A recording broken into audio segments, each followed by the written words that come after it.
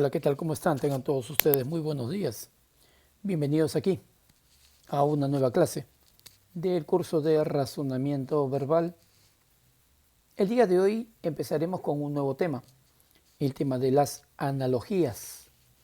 Veremos su definición o concepto tomando en cuenta su etimología, la estructura que presenta este tipo de ejercicios, en este caso la estructura convencional, tomando en cuenta el tipo de analogía llamada tetranómica, y los principios analógicos que nos van a ayudar a poder resolver cualquier ejercicio concerniente a este tema. Pues bien, comenzamos el tema de esta semana. Las analogías verbales son aquellas que van a comparar las semejanzas existentes entre dos pares de palabras. Por ejemplo, la savia que corre por los árboles, la sangre que corre por las venas. Esta analogía o comparación o semejanza verbal compara, ¿sí?, el modo similar de circular la savia y de la sangre. Una analogía es un fenómeno de la lengua que permite la particularidad de comparar, equiparar dos cosas o dos hechos entre sí. Comprender analogías verbales implica cierto conocimiento por parte de ustedes, los lectores, ya que se comparan dos realidades diferentes, tratando de encontrar una similitud entre ellas. Por ejemplo, la juventud es la primavera de la vida, en sentido figurado o connotativo. Se suele comparar a la juventud con la primavera. Si tomamos aisladamente las palabras juventud y primavera, pueden no tener ninguna relación entre sí, pero al ubicarlas en un contexto determinado y sabiendo previamente que se compara la juventud como el florecimiento de la vida, es posible comprender la analogía verbal. Por lo tanto, se puede realizar un tipo de comparación entre estas dos palabras porque vamos a encontrar un vínculo común, tomando en cuenta tanto el significado denotativo como el significado connotativo o figurativo. Según la etimología, las palabras analogías provienen de dos términos griegos, anas, que significa proporción o relación, y logos o logía, que significa estudio, tratado, doctrina o razón. Gracias a la etimología podemos definir a las analogías o a los ejercicios de analogías como la relación de semejanza o similitud entre dos pares de palabras distintas. Tiene como sinónimos a semejanza, parecido, similitud, conformidad o afinidad. El objetivo de los ejercicios, el propósito de desarrollar ejercicios de analogías, ¿sí?, es simple. Van a permitir evaluar la capacidad que tenemos todos nosotros, especialmente ustedes, mis queridos alumnos, de relacionar términos que aparentemente son disímiles o totalmente distintos. Ahora, las partes de un ejercicio de analogía son tres: la premisa o par base o pareja base, la relación que puede existir, ¿okay?, entre este par base y los pares analógicos alternos, que vendrían a ser la pareja análoga o la respuesta que complementaría o completaría la analogía verbal.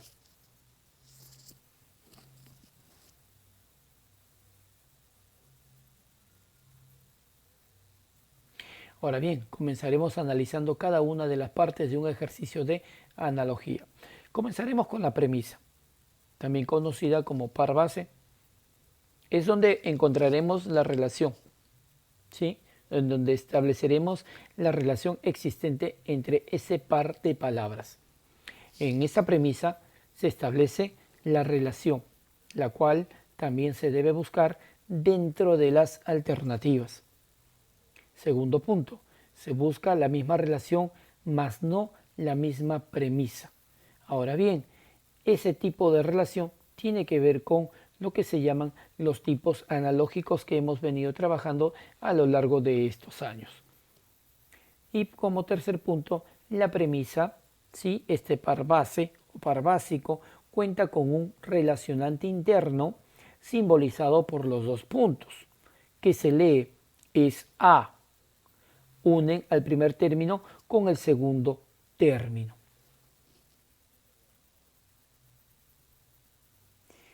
En el ejemplo planteado tenemos el primer término y el segundo, que vendrían a ser las premisas, todos estos unidos con unos conectores que vendrían a ser unos símbolos internos, ¿sí?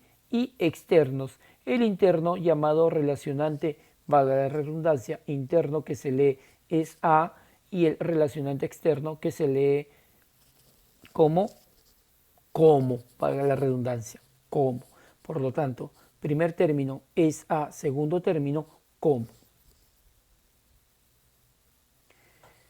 El relacionante externo no se considera dentro de la parte, dentro o parte de la premisa. Este de aquí, los 4 puntitos. Este lo que va a hacer, o la función que va a cumplir, es unir a la premisa con las opciones, en cuanto es representado por 4 puntos y estos puntos están implícitos. Luego tenemos a los pares analógicos alternos. Se denominan pares porque son dos. Analógicos porque se encuentran en un ejercicio de analogía, y alternativos porque son las opciones, ¿sí? Que son 5, de las cuales vamos a escoger la respuesta o el par análogo.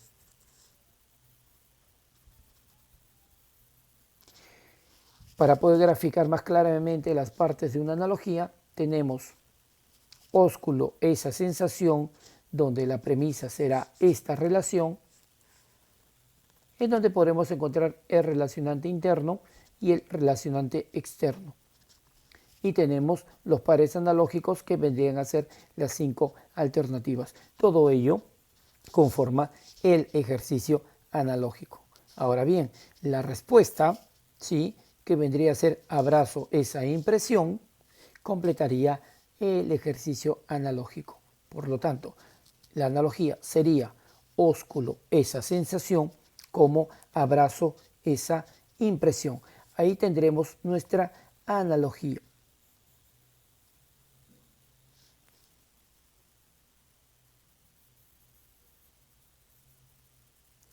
Los métodos de solución. En primer lugar, determinar con precisión la relación o vínculo existente entre los términos. Ahora bien, el método de solución, el cual les voy a presentar el día de hoy, tiene que ver mucho con el llamado método del RON, relación, orden y naturaleza, pero en este caso está mucho más explicado, mucho más educativo o didáctico, para que tú puedas entender claramente cómo puedes desarrollar un ejercicio de analogía. Determinas con precisión el tipo de relación o vínculo existente entre ambos términos dentro del par analógico o premisa. ¿Ya? La relación debe ser la más evidente, la más clara, ¿ya? Y no debe ser una relación forzada o antojadiza. Esta relación tiene que estar relacionada, valga la redundancia, con los tipos analógicos que ya hemos estudiado. La relación base debe establecerse en función a los significados de las palabras. Para ello necesitamos un buen diccionario, aplicando un criterio lógico, concordante con el sentido común. Podemos establecer la relación base empleando dos técnicas. La primera, la técnica de la oración. Este procedimiento consiste en construir con los términos base una oración, la misma que debe ser breve y afirmativa. Y el segundo, la técnica analítica o de los llamados tipos analógicos, que es el más convencional y el más utilizado para este año, ¿sí?, que es el cuarto año de secundaria. Esta técnica consiste en reconocer el nexo lógico que vincula a los términos del enunciado, y como es obvio, requiere conocer previamente los principales tipos analógicos, que podrían ser sinonimia, antonimia, parte todo, elemento conjunto, agente lugar, agente instrumento o cualquiera de los que nosotros conocemos.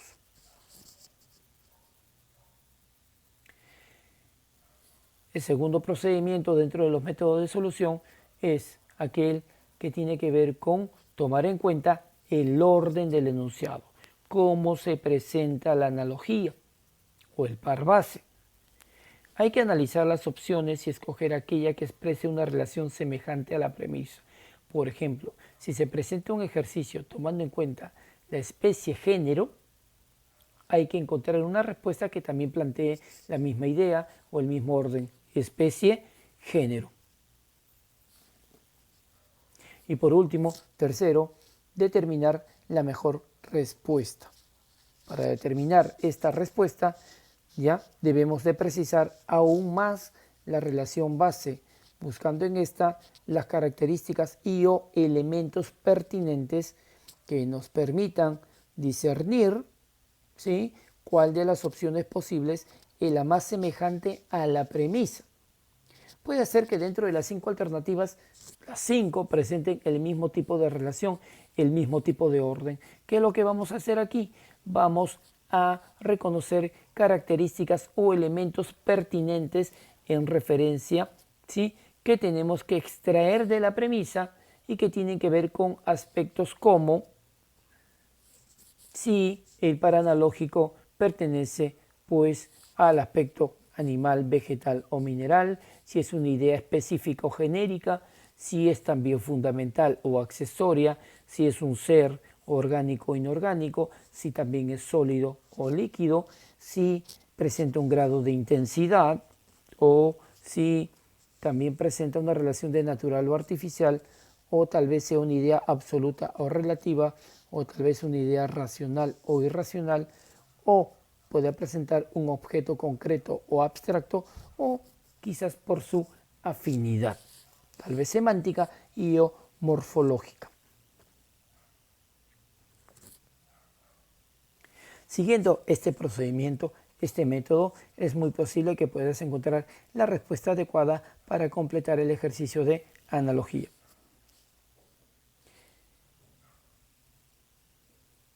Ahora veremos los llamados principios analógicos. Vamos a comenzar con el principio del significado condicionado. Se aplica en el supuesto de que uno de los términos propuestos posea más de un significado, caso en el que deberá de asignarse a dicho término el significado que lo condicione con el otro término que forma la pareja. Por ejemplo, para que puedas entender mejor, arco, esa, violín. Arco, esa, violín. Aquí tenemos una relación de, claro que sí, complemento. Complemento llamado bilateral. ¿Por qué? Porque necesito el arco para poder tocar este instrumento de cuerda llamado violín, y el violín no puede ser tocado si es que no tengo un arco. Ahora bien, el arco como término general, ¿sí?, podría referirse a muchas cosas, pero tomando en cuenta el término o palabra que está a su costado, violín, condiciona que sea un complemento de este, ¿sí? Por lo tanto, la respuesta será baqueta, esa, tambor. ¿Por qué? Porque la baqueta o las baquetas son los palillos que se utilizan para poder hacer sonar este instrumento de percusión llamado el tambor. Así como el arco es el instrumento de cuerda que sirve para hacer sonar el violín.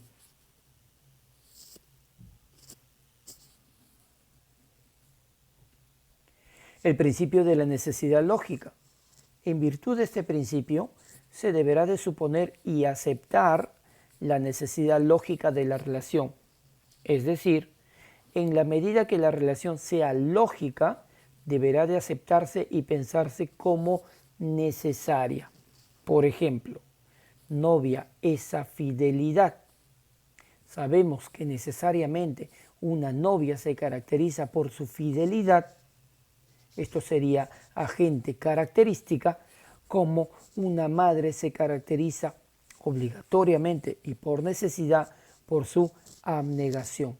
Por lo tanto, estaríamos complementando un ejercicio de analogía. Novia, esa fidelidad como una característica propia de esta persona, y es más, es una persona en género femenino. Como madre, esa abnegación. Ahí encontraremos una relación analógica llamada agente característica. Y por último, ¿sí?, el principio del orden. Este principio señala que el orden de la relación analógica propuesta en el par básico o pareja básica ha de ser idéntico o idéntica al orden de la relación que es respuesta, es decir, al par análogo. En el ejemplo, carpintero es a cepillo, ¿sí?, tenemos aquí el tipo analógico de agente instrumento, porque la relación se plantea en ese orden: agente en primer lugar, instrumento en segundo lugar. Tendremos como respuesta cerrajero esa lima. ¿Y por qué razón? En primer lugar, por el orden. Primero se presenta el agente, ¿sí?, y en segundo lugar el instrumento que utiliza. Aquí podríamos considerar, por ejemplo, algunas respuestas alternativas como sastre es a tijera, ¿sí?, porque el sastre utiliza tijera y el orden en que se presenta es el mismo que el de la premisa, agente instrumento. Pintor es a brocha, no, porque no tiene el orden establecido.